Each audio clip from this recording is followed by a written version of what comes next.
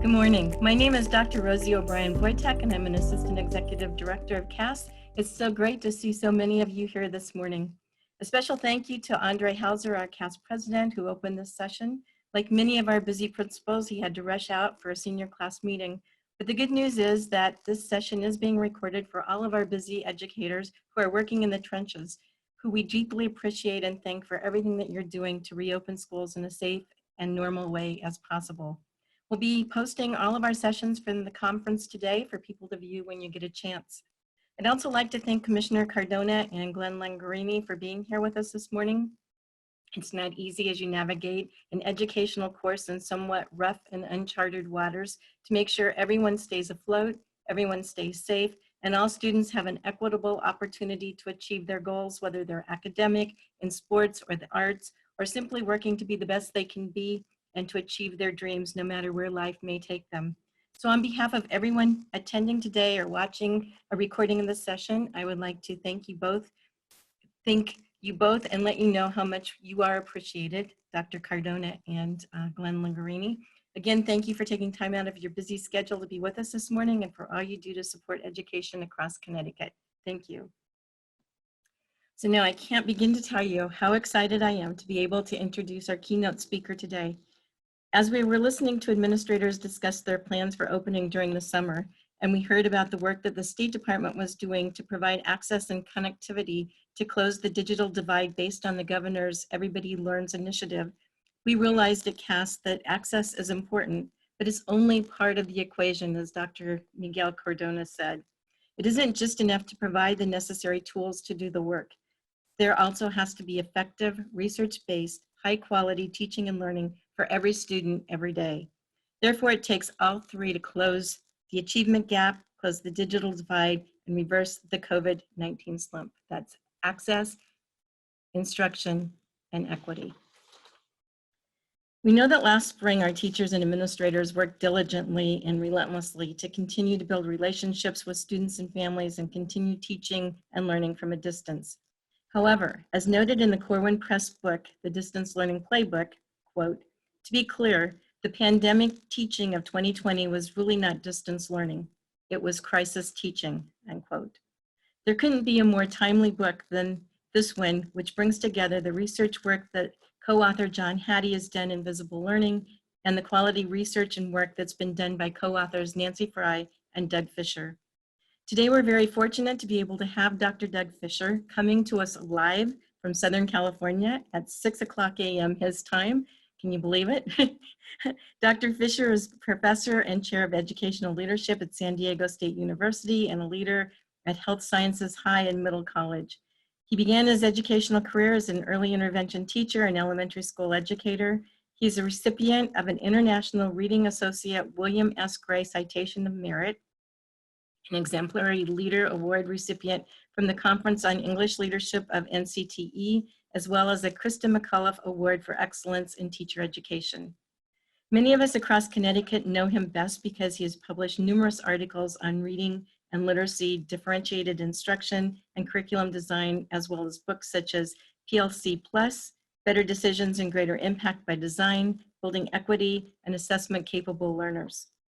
I had a great fortune to spend a day listening to Dr. Fisher speak about effective research-based methods and strategies that promote high-quality teaching and learning during a virtual Corwin Press Distance Learning Playbook Institute a couple of weeks ago. I walked away from the Institute with so many great ideas and a renewed enthusiasm and excitement for teaching and learning, especially in a remote or blended learning environment. It is with great appreciation that Dr. Fisher is an early bird who is willing to get up and talk with us this morning about the very important and timely topic of learning at a distance. It's my pleasure to welcome Dr. Doug Fisher. Thank you. Hello, everyone. I was just thinking about how big our school system is when your commissioner was talking and named the number of kids who go to school in Connecticut. And my county is 503,000 kids just in this county. So just strange to think about. Welcome, everyone. Please use the chat. I monitor the chat. I love to see what you're talking about. You're learning from a distance, and so can your students. There's my Twitter, that if that's useful for you. I do spend a lot of time sending messages out. So if that's useful for you, follow me on Twitter. It's in the chat. I think we've all come to understand, appreciate, realize that until there's a cure, there's going to be forms of distance learning. And as you heard earlier, I wish we would stop saying that distance learning was occurring in March, April, and May. It wasn't distance learning for the vast majority of us. It was core and teaching. And to our credit, we did the best we could with what we had. There is all this conversation about a gap, the COVID loss, the students are so far behind, they're, all that learning loss. And when we say this and teachers start hearing this, there becomes this mindset that we have to remediate kids, that there are all these deficits. And I promise you, this conversation about all the gaps and deficits and remediation will not allow you to meet your equity goals. In fact, they will stunt your equity goals, because remediation and deficit thinking lowers expectations. It puts in our mind that it was so bad from last time that there's no way we can recover. Rather than remediation, I wish we would talk about acceleration. How can we accelerate the learning of students? Rather than slowing it down and fixing problems and deficit thinking, how do we speed it up? You see, acceleration has a really strong effect on students' learning. If you know John Hattie's database, there's this barometer of effect that shows how powerful something is. And acceleration is good. It works. If I put remediation up here, it would be over here in the yellow zone. We want to focus on accelerating. If we could change the narrative from remediation and gaps to how will we accelerate learning for students in this format, I think we could get a lot of traction, and it would help the teachers rethink. Maybe I don't need to be thinking about all the deficits. Maybe I need to think about how I can accelerate learning for students. Whenever I show an effect size at this point in my life, someone will say to me, but distance learning has a low effect. How can you recommend, how can you advocate for distance learning when the effect size is so low? So what does that mean? What does it mean to have a low effect size for distance learning? Well, if you read the studies on distance learning, there is no difference. It's virtually nil. Distance learning is not an accelerator. It's also not negative. The setting is not the deciding factor. Technology should be viewed like planning a lesson, creating resources, a textbook. It's not the core of teaching. It's the decisions we make as students are learning, and we're listening to them. That's what makes the difference. What the teachers in your schools do every day, not the setting. So I hope this fall we are moving from crisis teaching to cohesive instruction. Whether that's blended, whether that's live, whether that's fully from a distance, we need more cohesive teaching across these platforms. Given where we are in the school year, I think we'll start talking about engaging tasks. And as school leaders, how can we support teachers in creating tasks that engage learners? There's this model, there's this continuum of engagement that I really like. And in the studies of this model, if you get students more to the right, they learn more. So a student who's withdrawing, who you get to participating, will learn more. But the goal is to get students all the way to driving. We are seeing lots of teachers who've created self-assessment rubrics for students. So at the end of a Zoom meeting or end of a class session, they say to the students, where were you on your level of engagement today? How engaged were you in the learning? And they created indicators for each of these to explain to students how they could think about their level of engagement. So I'm honored that 74 teachers worked with Nancy and I starting on March 20th so we could learn alongside them. They were not distance learning teachers on March 13 when we closed schools. They became distance learning teachers. And several weeks into pandemic teaching, we talked about this. How can we move from participating to driving? How can we create tasks that allow students to drive their learning from a distance? So I'm going to highlight one teacher to give you a sense of what could happen in blended and distance learning. So this teacher teaches foods class, and she said, my class is going to be super boring if we have to do it only from a distance, but she got permission to send food home.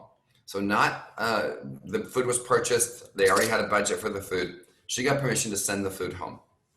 And she said on Wednesday, they're going to watch me do exactly what I do, and they're going to replicate it. As she said, if I cut an onion, they cut an onion. If I add butter, they add butter. That is participating. Wednesday is participation. But on Thursday, on Teach Me Thursday, I will send them supplies, food, materials, with lots of options, lots of choices. And they have to make some decisions about what they want, how they want to cook it, how they want to create it, what's their goal, what are the decisions, and how can they document their learning, getting us closer to driving our learning. This is Analea, the teacher. This is one of her sections where students are following right along with her, cooking with her. This is Thursday, the first Thursday of distance learning, and these are healthy peanut butter cookies. And you can see that students seem super impressed with themselves and happy. There's a lot of choices here. You can use sun butter if you have allergies to peanuts. You can use crunchy or smooth peanut butter. You can add other nuts. You can add dried fruit, all kinds of choices. This is the first Thursday of Teach Me Thursday. And students had to document their learning. But beyond that, Analea said, I can't taste your food. You're going to have to get feedback from other people. And then you're going to have to write in response to that feedback, what would you change as a result? So I'm going to show you two clips, very short, from two different students getting feedback from their families.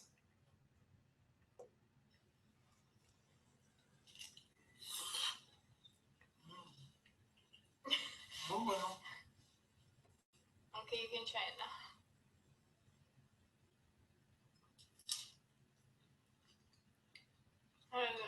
Good? Mm-hmm. This student said, my family never had lettuce wraps before. We really like the flavor. We don't like how messy they are.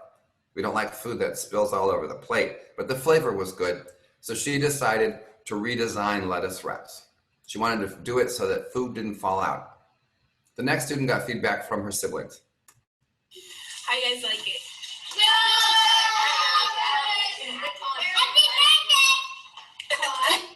And this student said, my siblings all said they liked it. They said it was good. They didn't give me anything to improve. And she wrote her response on the value of feedback and understanding why teachers gave her feedback. After 14 years of living, she finally said, this is why I finally get it. This is why my teachers give me so much feedback. Because if they just say they like it, I can't get any better. How could you support teachers to create tasks that allow students to drive their learning? So how could we create tasks that are some kids physically in school, some kids at home, some kids fully online distance learning? How could you create tasks or help teachers create tasks that allow students to drive? So if you're willing, in the chat, what are you thinking about in terms of moving from participation to driving? And this is for me one of the lessons learned, that years from now, we should have students doing more of the driving of their own learning rather than only participating. So if you're willing, in the chat, what's on your mind about how you could get students to drive their own learning?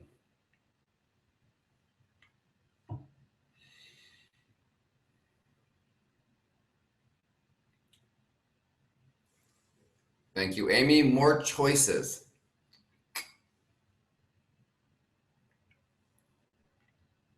Choice boards, Lucinda, thank you.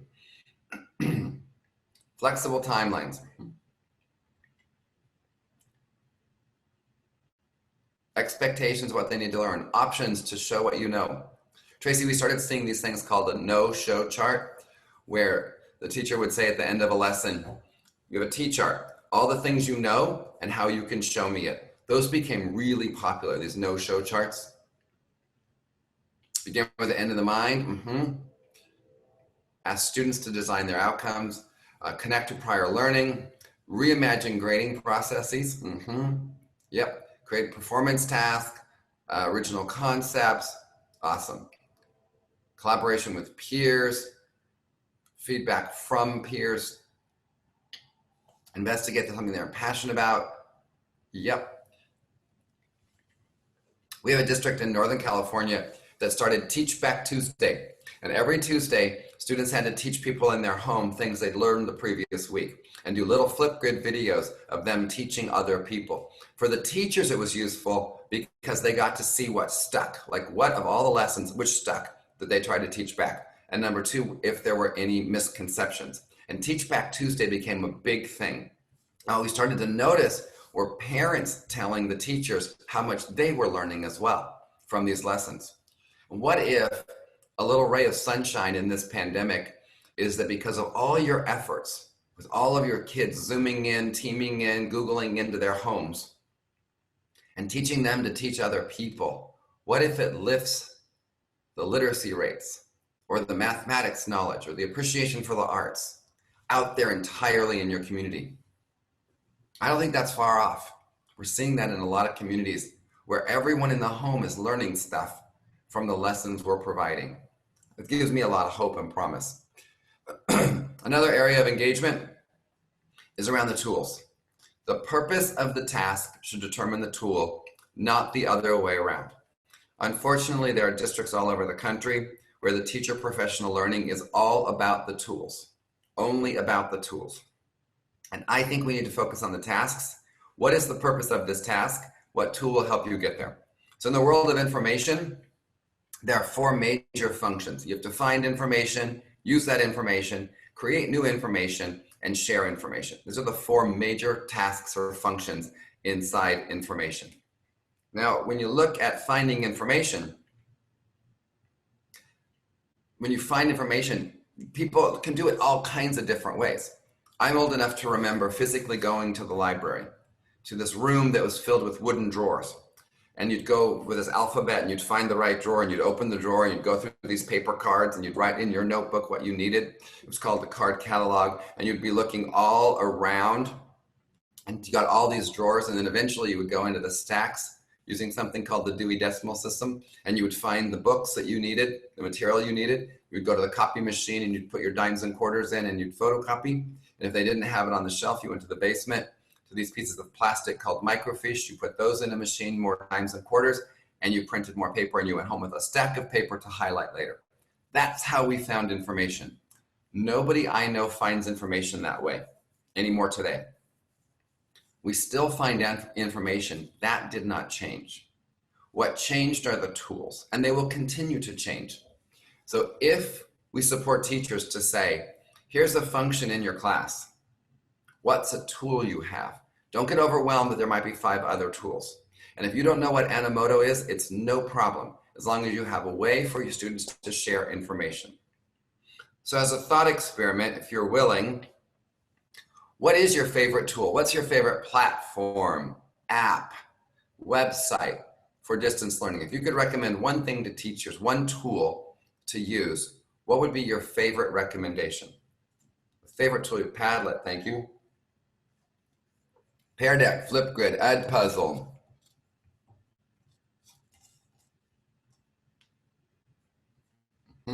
Nearpod, Insert Learning, Whiteboard FI, Pear Deck, Flipgrid, Edpuzzle, Nearpod, Cami. Lots of cool tools out there. Nobody said Seesaw yet. Jamboard, I usually get a lot of seesaws. Ah, there goes one. Thank you, Arlene. And I didn't see any Google Suite stuff in Connecticut. There we go, Google Classroom. So let me ask you a different question. Google Slides, Slack, Teams, Schoology. Yep, Forms. Let me ask you a different question. Some of those I said out loud because they were only written to the panelists. Some of you saw them. So as you saw them go by, and as I said them, did any of you experience any stress, anxiety, or FOMO? Did that happen for any of you? Thank you, Gary. Yep. I wish you could get a message to your teachers.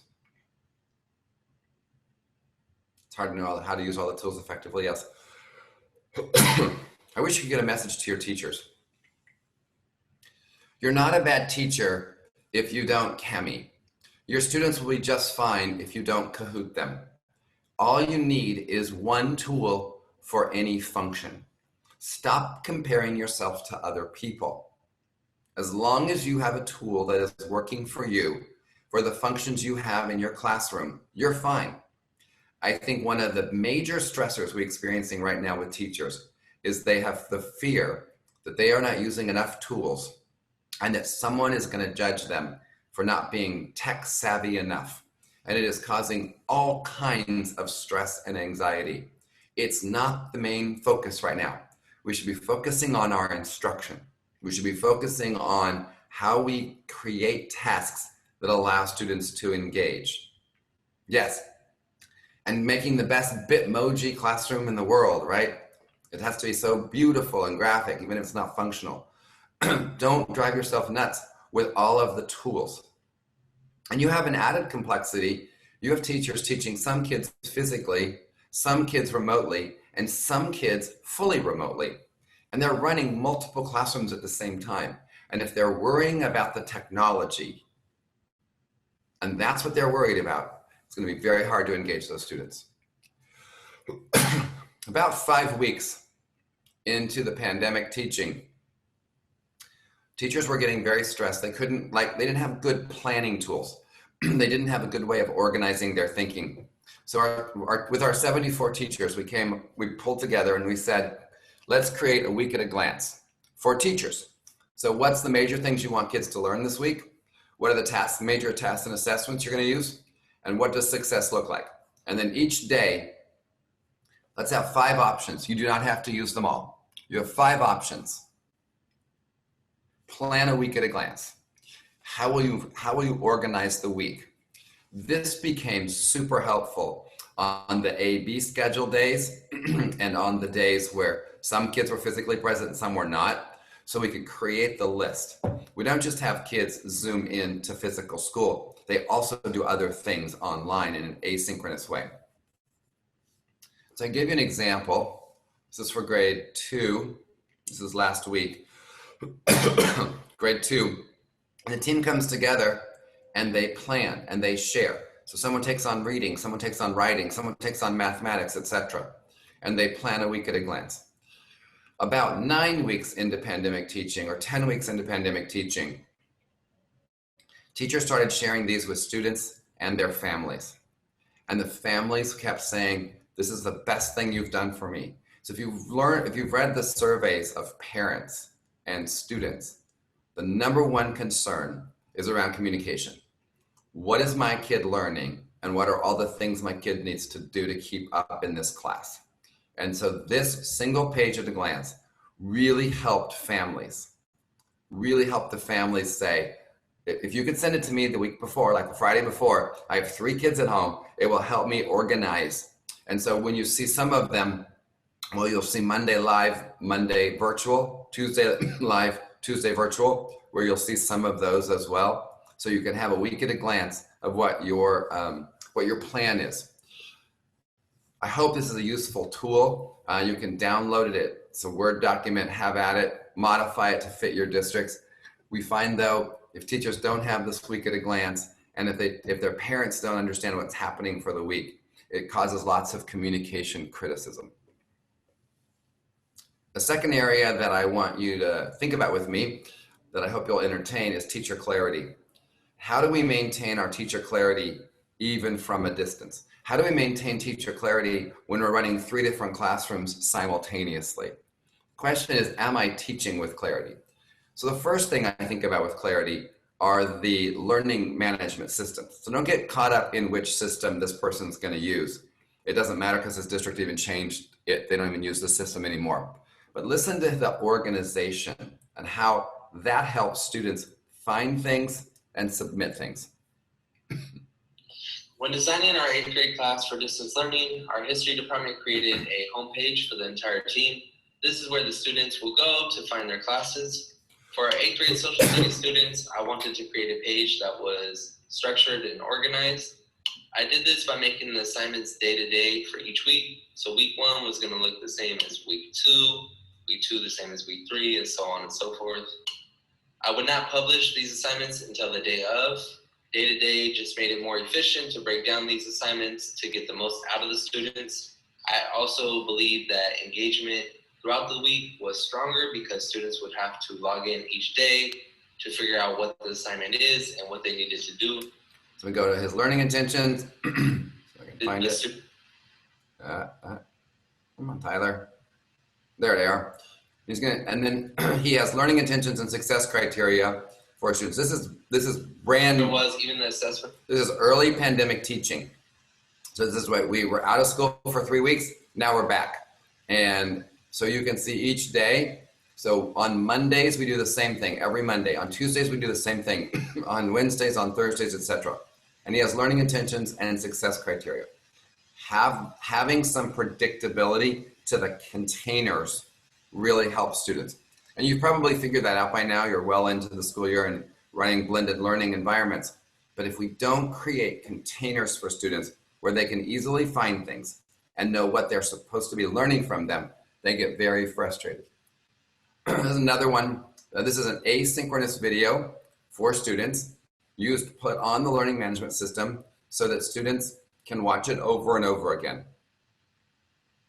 Can we play it? Good morning, everyone. The last few days, we've been reading lots of informational texts on mammals. We've filled up our brains with lots of key details and cool facts about different kinds of animals.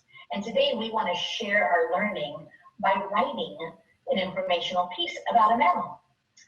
So before we do our writing though, we have to talk about how we organize our thinking. We organize our thinking so that our writing will be clear for the person that is reading it. And so the very first thing that we're going to learn about is how to write a topic sentence. Let's look at our learning intention for today. Our learning intention is, I am learning how to introduce a topic by writing a topic sentence. Topic sentence. Boys and girls, what a topic sentence is that one super important sentence that tells the reader what the main idea about our writing is. We don't ever want our reader to be confused about what our writing is, and we're certainly not just going to list a bunch of facts in our writing. So we're going to organize it in a way that the reader makes sense of it. And the best way to do that is by writing a really strong topic sentence to tell them what they're going to be reading about. Here's our success criteria. I know I have done. So I think you get a sense, even in an asynchronous lesson, here's what we're learning, here's what success looks like. Now she's going to review yesterday's content. They read a book about bats, and then she's going to model writing a topic sentence for her students. Model. The rest of my and this is an asynchronous video that families can access over and over and over. And in this case, her team shares with each other. So one person makes videos on reading, shares them with the whole second grade team. Other people do writing, other people do math, and they're sharing their assets with each other to make sure that students have clarity in their lessons. So if you look at the teacher clarity research, is the lesson organized? Can students find things? Do they know what the tasks are and how those tasks line up to your learning intentions and success criteria? Is there clarity of the explanations being used? Is the information relevant and understandable to students? Is there clarity of the examples being used? The lesson includes information that illustrates. And then there is clarity of the assessment. Do students know what success looks like, how they will be assessed for success? And do the teachers then use that as feedback from students? I saw lots of you say Edpuzzle. I saw a number of Edpuzzles. This is PlayPosit that I'm going to show you here. Edpuzzle does virtually the same thing, so does Nearpod. This teacher just uses PlayPosit. So what we know, so this is biology. I'm going to show you what I'm talking about. So here's the teacher.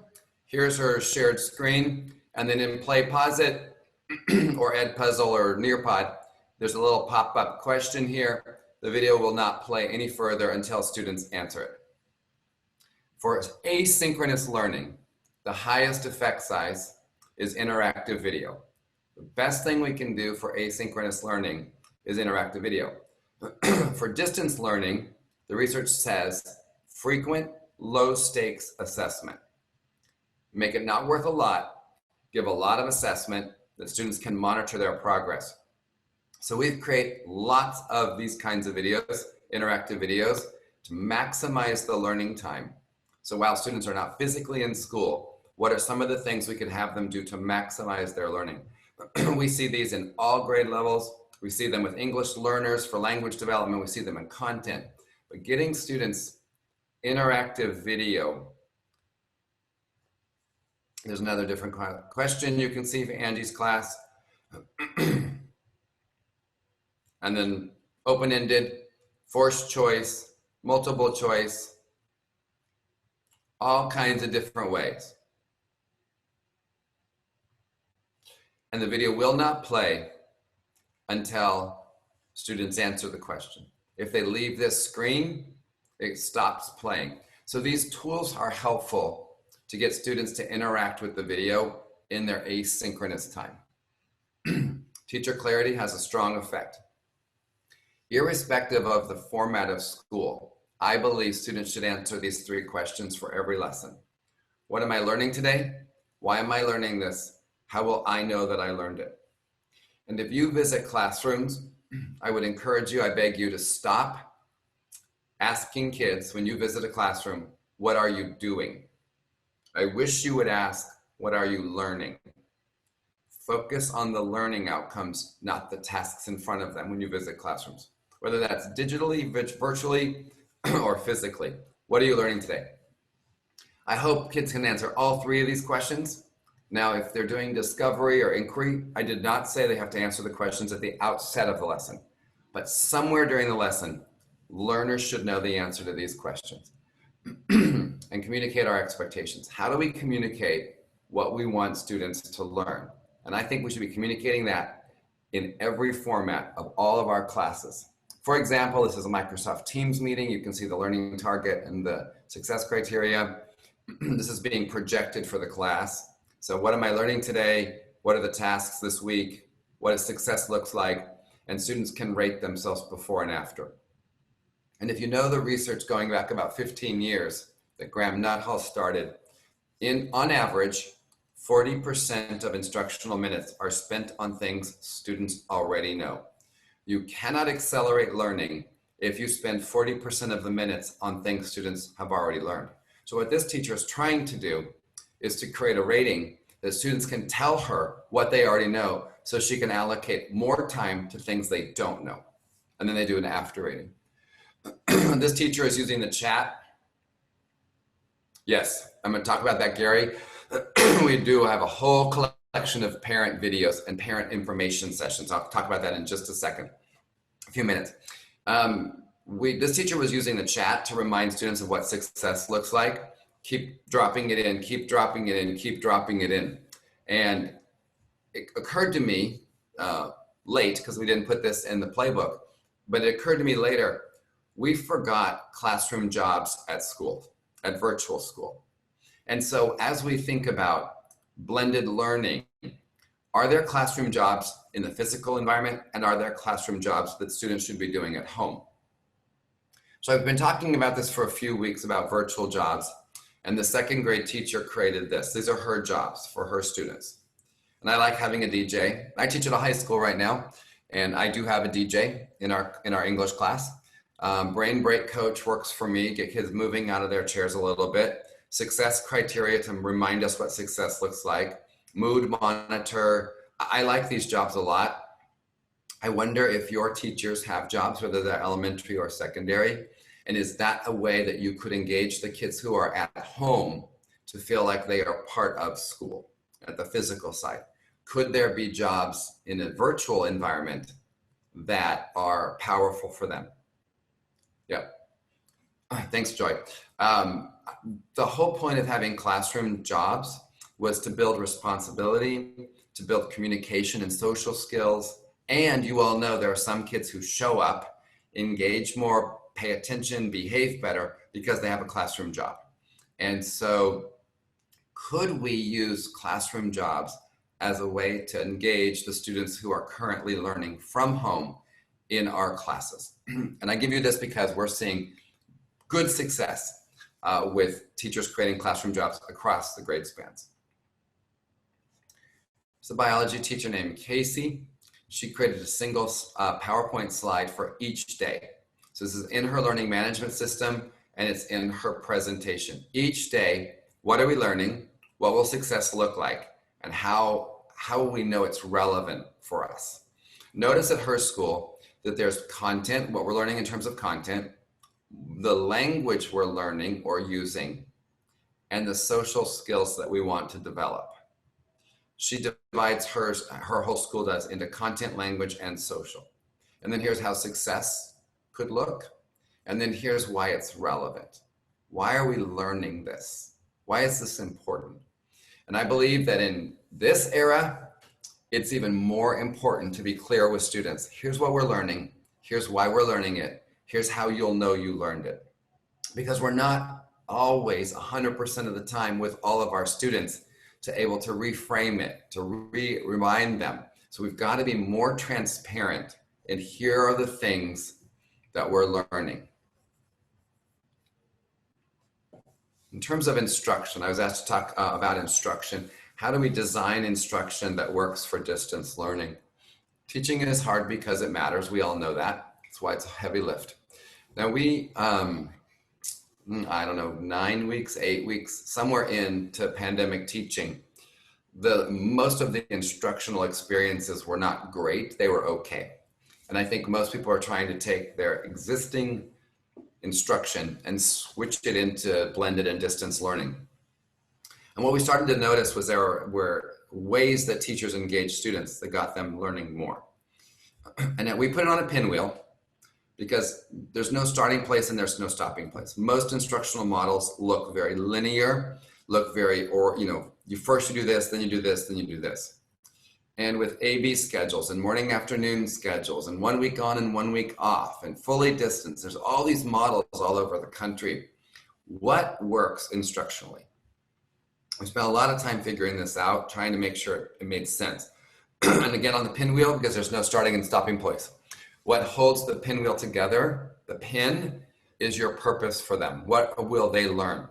And then you have 4 options with teachers, 4 ways to engage students in learning, and you see them there.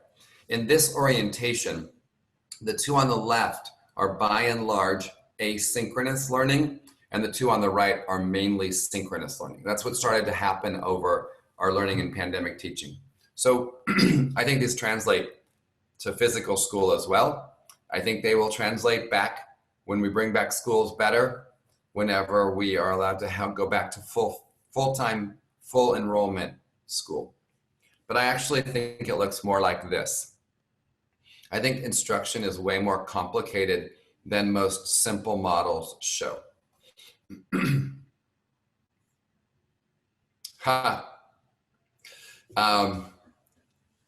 So the classroom DJ, I saw the question. The classroom DJ at our breaks gets to play music that's appropriate for our ears to hear. And they love that job during breaks. So when you're first coming into class, there's music. If there's a break, our classes are 80 minutes long, so we have a couple breaks in the 80 minutes. And then at the end, they get to play music again. That's the favorite job in my school right now, is to be the class DJ. In terms of demonstrations, teachers have choices. Direct instruction, think-alongs, think-alouds, worked examples, lectures. There's all kinds of ways. Now, a lot of that happens in physical school. We have teachers doing direct instruction and think-alouds and working examples and lecturing. We have that. But we are starting to see more and more of this being recorded and put out in the world as an asset that kids can go through over and over and over again. So we're seeing, and we still see the need to demonstrate. So as leaders, you're thinking about it this way. What are the cognitive apprenticeships that students need to have? How can we get them to be experiencing something way more complex than they are currently doing on their own? Thinking is invisible. The only thing we have is talking about our thinking. And so this is the time where teachers open up their brains and share their thinking with one of those strategies. And as I said earlier, most of the time now that's being recorded to save the minutes during synchronous time, live and distance synchronous time for other things. So you're seeing lots of recordings of demonstrations with students. So I'm going to show you an example here. This is Hilda again. Hi, boys and girls. We are going to continue learning all about the long A sound. So this week, we've been learning different ways there are to make the long A sound. Before we start our new learning, let's go ahead and go back and review what we already know about ways there are to make the long A sound. So we've learned that if we add an E to the end of a word, and there's an A and a consonant, that helps make the long A sound. Let's read these words. Bake, pain. So I think you get the review part of the lesson, asynchronous video. Then she's going to apply this to a book. Word says cape, cape. Oh, here's another word. Wake, wake up, Bella. Wake. Oh, I'm looking at this word. This word has the AY. We learned that that chunk makes the A also. Boys and girls, what's this word? Play. That's right, it says play. So then she's going to introduce the new learning. Show you some words that have the AI. Oops, I want to back it up. I want her to say something for us. Long E sound. So Yep, there she said it. that way also makes the long E sound. So, I'm sorry, the long A sound. So Hilda makes a mistake in this video. She says it makes the long E sound. I'm sorry, it makes the long A sound.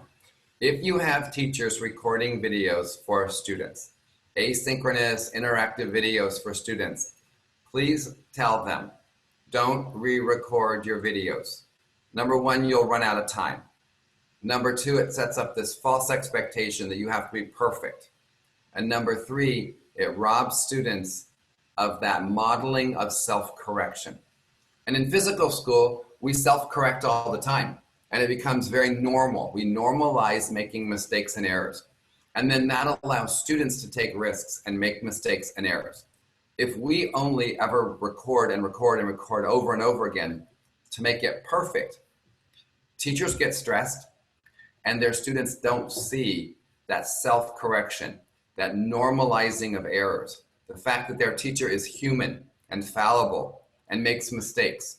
So if you have teachers recording videos for kids, please have them, please talk about not re-recording. I hear this a lot, 5 takes, 8 takes later, they finally are ready to post it. What a waste of time, and how students don't get to learn that, hearing that self-correction, hearing that it's okay to make mistakes. In terms of collaborating, this is where we put most of our time in synchronous learning. How do we get kids interacting, talking, promoting their language? And as we heard earlier, when the person was speaking earlier about his daughter missing her friends, we want to make sure that school now is not just a webinar and teachers talking. We need to figure out ways to get students interacting with each other in these platforms. I love the discussion roundtable. It's my favorite way. It's my favorite way of doing it. Mine fell off the table. Hold on just a second. There it is. So it literally is a piece of paper. Oops. Fold it in half, fold it again, triangle folded down. Students at school physically can do this. Students at home can do this. Then they are reading something or watching a video or whatever, and their individual notes go here. Then they go and have a conversation. So that could be breakout rooms. In Idaho, we were working with schools where half the kids were live in the building, half were live on Zoom, and they mixed them for breakouts. 2 kids at home, 2 kids at school in a breakout room. And what they did, so for example, these are where my notes are. When I'm in a room, then here's what, I take notes what Mia said, I take notes what Alex said, I take notes what Leo said, and then I write my summary in the middle. The students at home hold it up to their Chromebooks, snap a photo, and file transfer it to the teacher so the teacher can see their work. What we learned around breakout rooms or channels or teams are 3 things. Number 1, time limited. We're seeing at the secondary level a maximum of 10 minutes. At the elementary, like K1, we're seeing 2 and 3 minute breakout rooms.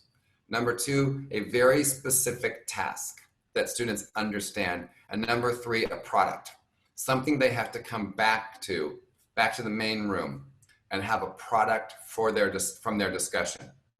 That increases the productivity of the breakout rooms. And so I wonder, as you think about supporting teachers who have some of their students at home and some physically in the room, or all of their students at home, how can we still maintain the communication, the interaction between the students so they're seeing those connections? This is one of the tools we use to get them to interact across. Another one is called text rendering. Your job when you read or watch or listen is to identify a significant sentence, a significant phrase, and a significant word. That's your only job. Where in this text, in this video, whatever, is a significant sentence, phrase, or word. When you go to the breakout room then, you literally, each member of the room says their sentence, they say their phrase, they say their word. We open a Google Doc for each breakout room and they take notes. Here are the sentences, here are the phrases, here are the words. And once they have all their notes down, they talk about what they heard.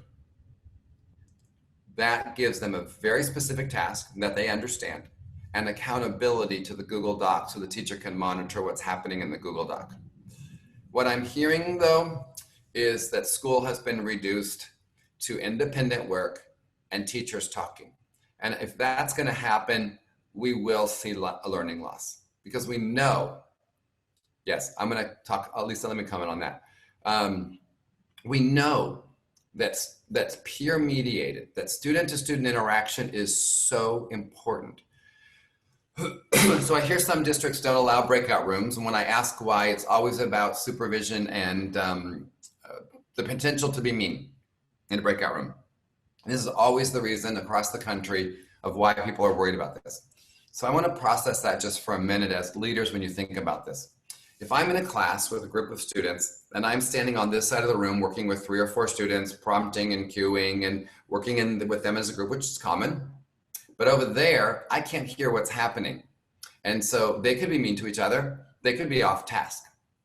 But for me to know that someone's being mean, some other member of that group would have to call me over. It would be super obvious who called me over.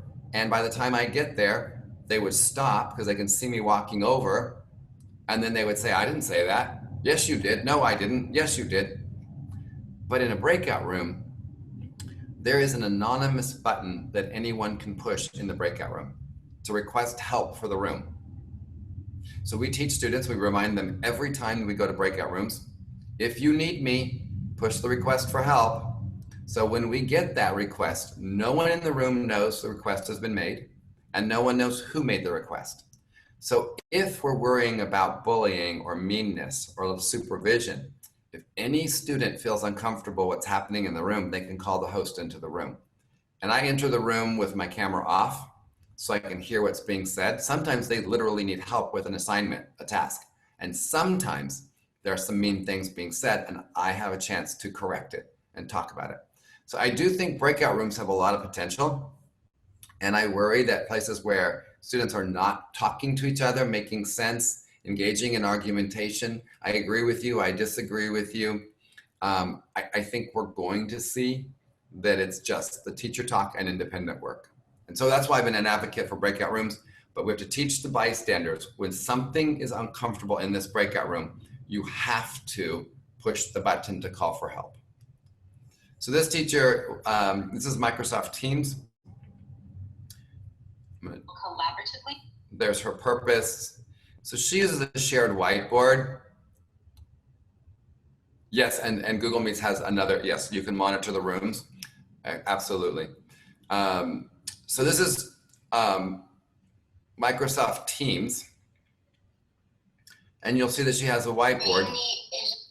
And she's just sharing a Microsoft whiteboard. It's one whiteboard. She's created the border around it. She's enabled the tools at the bottom for students to use. And they've each of the 4 kids in the fishbowl has solved a problem. And now they're going to share how they solved it. The rest of the peers are in the chat commenting on what they're hearing and seeing. And they're using reaction buttons. So she's still getting kids to collaborate, to talk. to interact and hearing the other peers respond. You can't see the chat because of the way she's recording her Teams meeting, but there's a chat going, and then you'll see the reaction button. So I'm just going to show you one of the students, I'll just pick one, talking about the work.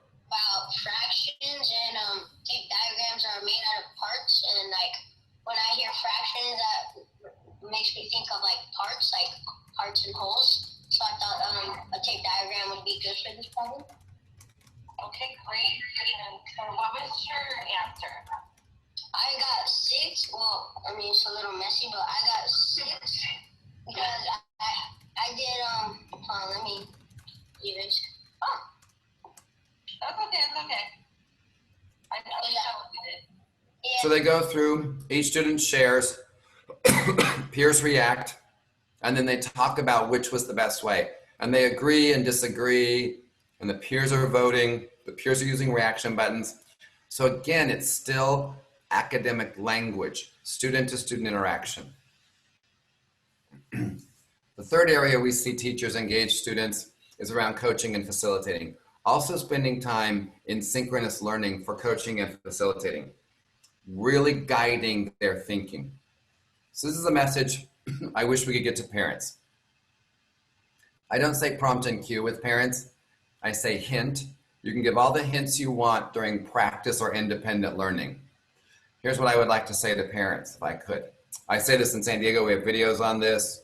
Here's what I would like you to say to parents. Please allow your child to struggle. Struggle is part of the learning process. Struggle is really good for their brains. Please do not tell them the answer, and please do not do the work for them.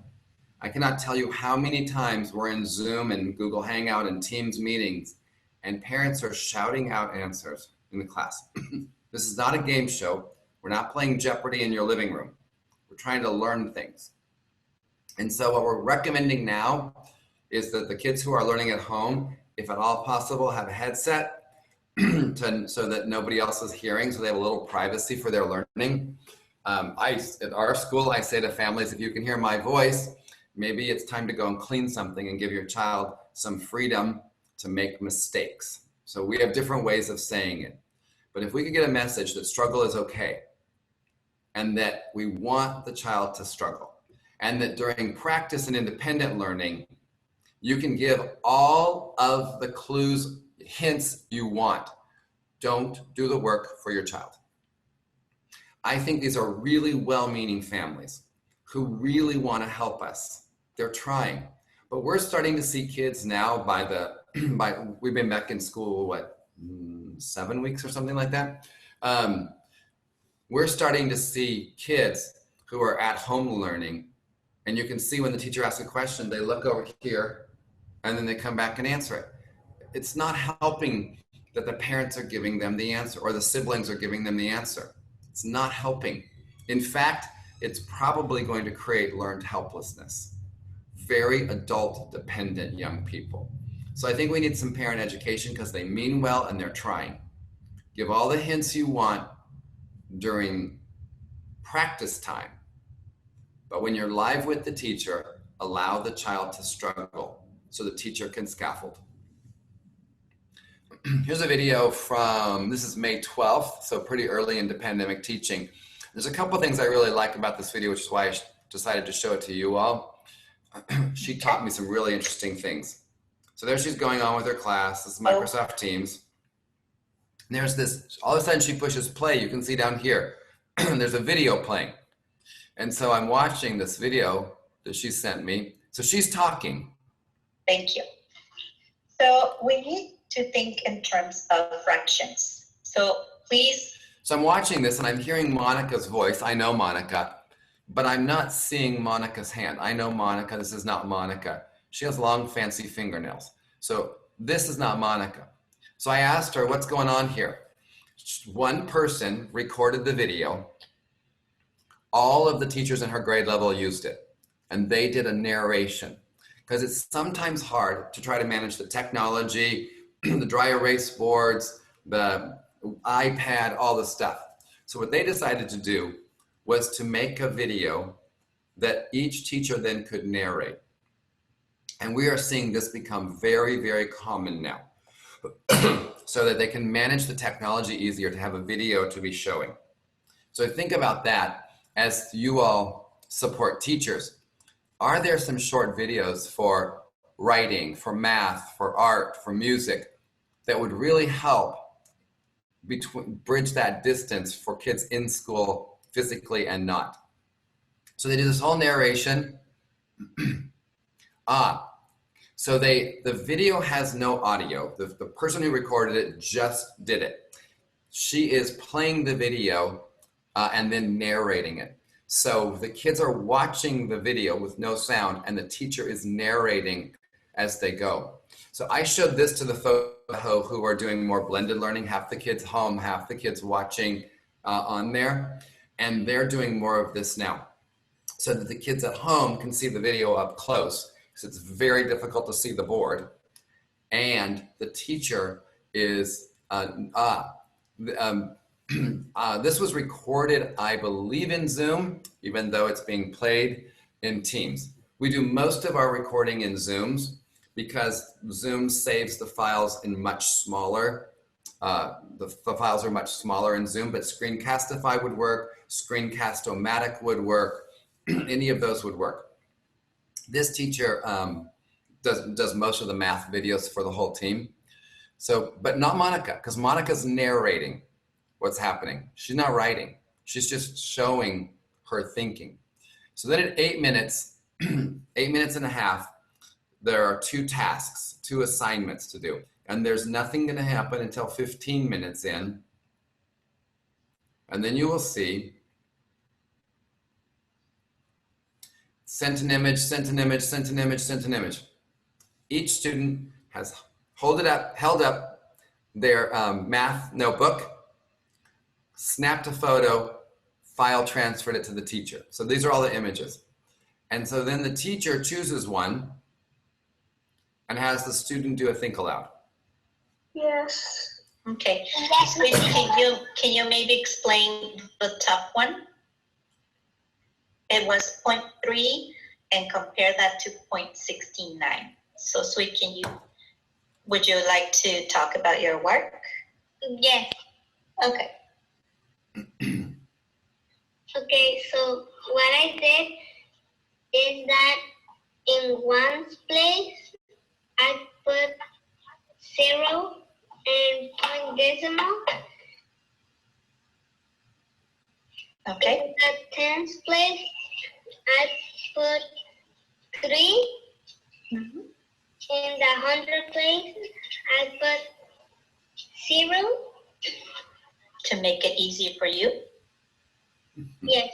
And I can see that you turned that 3 tenths into 30 hundredths.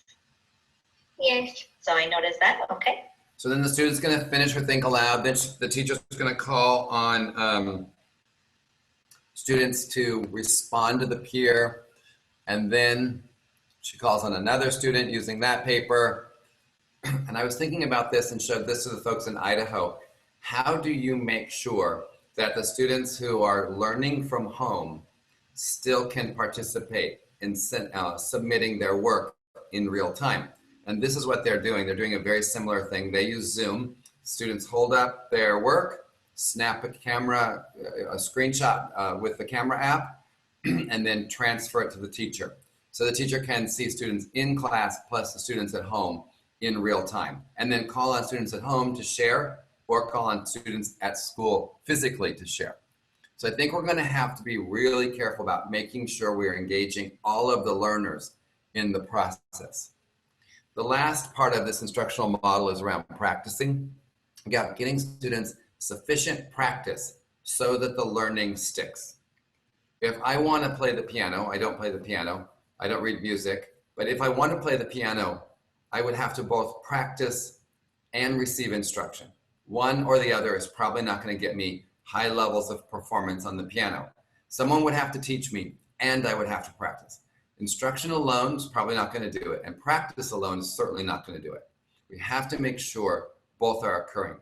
So the last video I'm going to show you, I think this video is actually coaching and facilitating, but I put it under practice because the student is not doing his practice work. So the teacher brings them in to a meeting and does some one-on-one work with him. If you have teachers teaching from distance, please remind them, if they have Zoom or if they have Teams, there's a lobby or a waiting room, the main room, and breakout rooms. When students are doing independent work, we move them to the waiting room or the lobby, and then we bring them back. We don't allow them to log out. So we see sophisticated teachers using all three options: the lobby or the waiting room, the main room, and the breakout rooms or the channels. So don't forget about those options. So the students were doing their practice work, and Cameron brings this student in. Some are in the breakout rooms. She's bringing the student in to help him do his practice. Hi everyone, it's Miss Warfield. So today we are going to be working with a student. His name is Darren, and Darren will be working on an Empower, which is an independent reading program we have here set up. So with this program, we are going to do some popcorn reading. We're going to answer the questions. And the great thing about this program is it won't only enhance his literacy, it's going to enhance his writing skills as well. So let me add him to the group.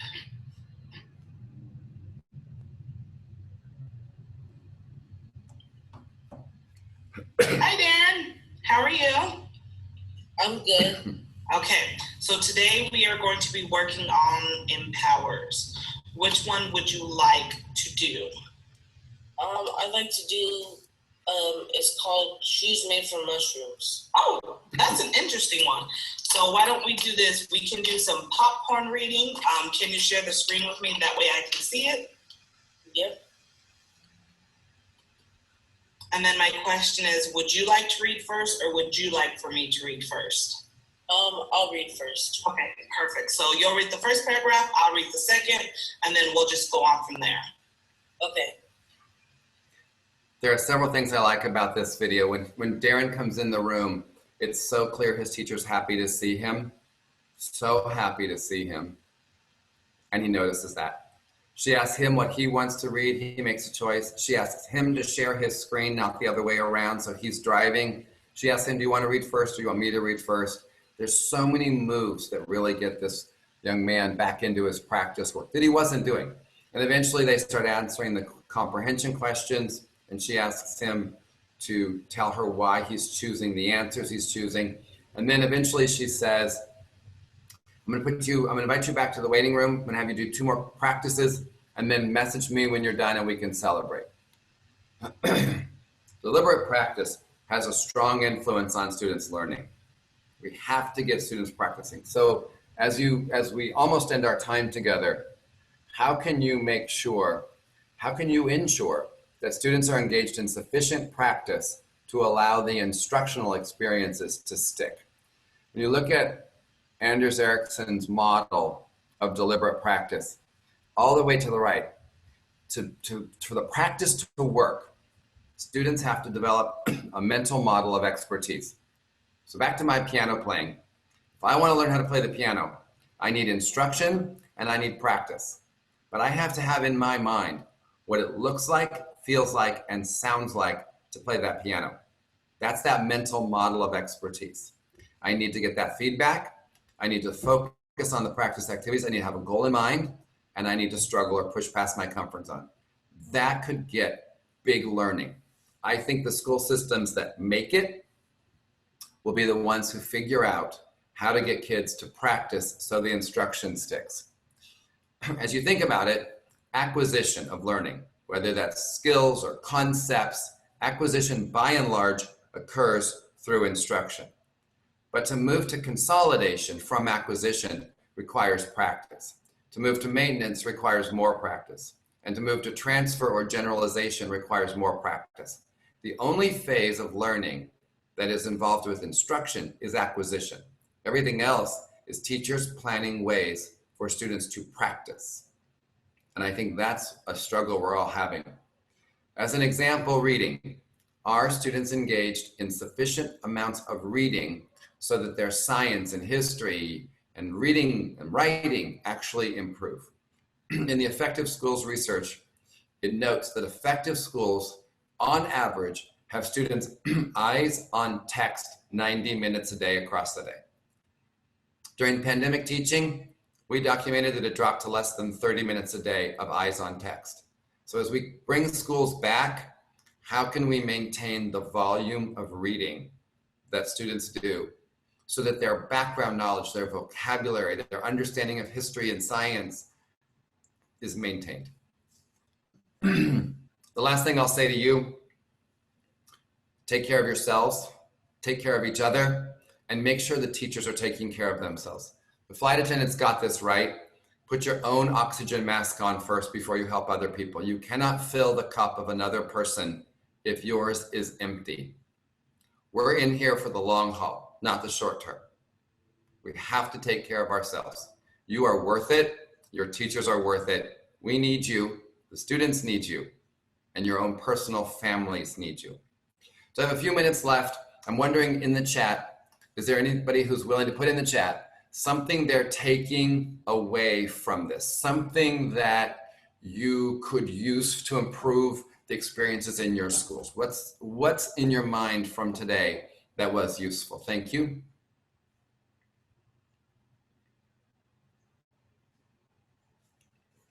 It's not about the tools, it's about high quality teaching and learning. Thank you. More student-to-student interaction.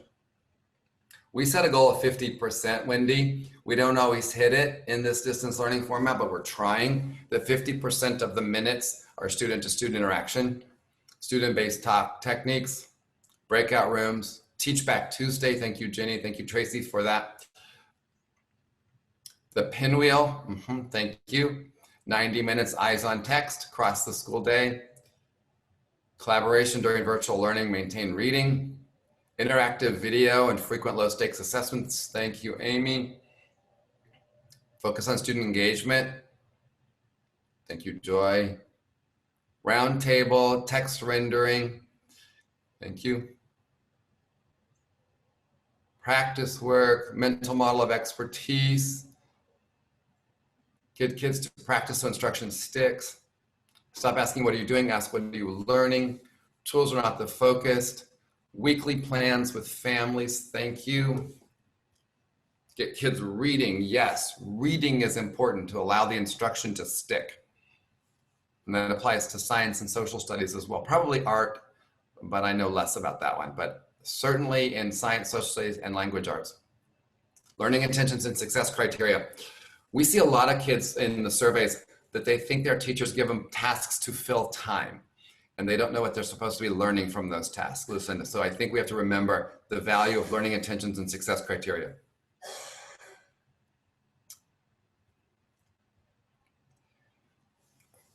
All right. Thank you all for your time today. Rosie, did you want to say any closing comments, words, thoughts? Absolutely. Hi.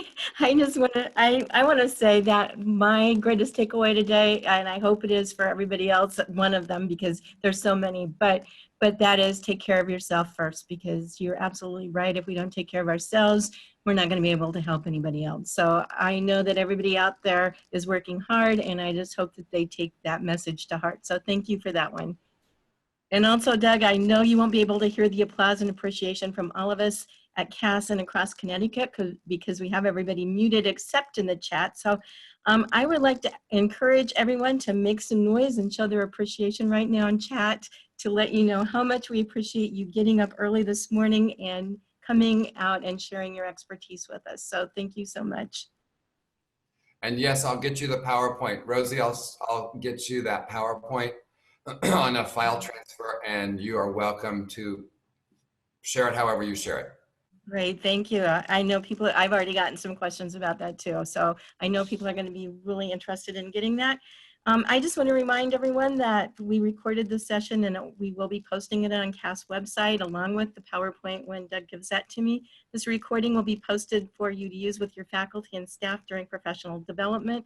If you haven't already done so, I would highly recommend that you take a look at the Corwin Press book, the Distance Learning Playbook, that Dr. Fisher co-authored. Part of the questions I was getting was where could they get some of those videos to share with their staff. And if they read the book, There are QR codes in there and a lot of resources that you can use. It's a great study guide to use with your faculty and staff, and also for administrators to use as far as if you're going in and you're doing observations, evaluation, supervision with teachers, you want to give them suggestions. There's a lot of information in there that will help you to be a better supervisor and coach for your teachers as well. So I can't thank you enough, Doug, for getting up this morning and coming in early. Hopefully you get to go back and take a nap or whatever. I'm sure you have a really busy day, but we can't tell you how much we appreciate you being here and doing this talk for us.